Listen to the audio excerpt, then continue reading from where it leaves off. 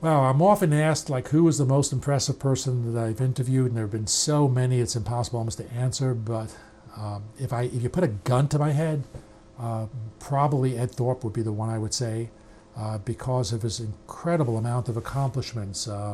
Now, Ed Thorpe was probably the smartest person I've ever met or talked to, and that says a lot given some of the people I've interviewed.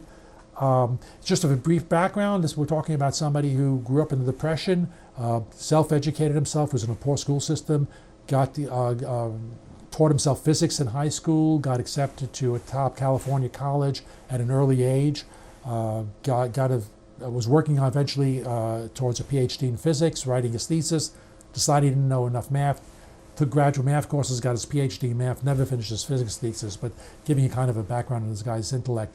He became famous because he figured out how to beat the casinos probabilistically.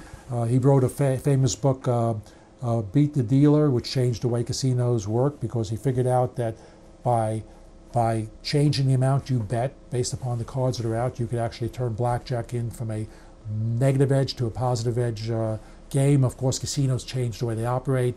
The multiple decks and a lot of the other things you can thank Thorpe for. He was also the first person to do the miniature computer in the shoe, using Newtonian physics to predict where the roulette ball will fall. And the book and the movie that were made about the group that did that later on in the later years, they actually contacted Thorpe years later and kind of followed his footsteps.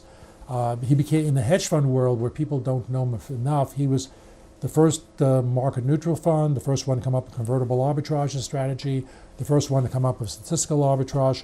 And his track record, before I forget, he actually developed what is the mathematical equivalent of the Black-Scholes model, which won a Nobel Prize, obviously, for its participants.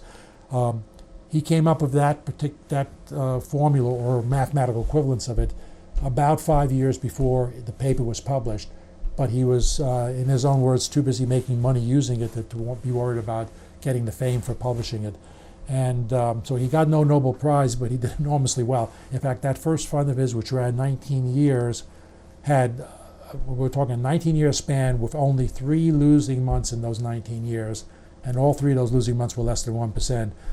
He is the guy I point to. So if anybody believes in the efficient market hypothesis, look at Thorpe's record, and I did the probability calculation. It's about equivalent to the probability of picking one atom out of the mass of the entire Earth. I'm not talking about the surface, I'm talking about the whole globe.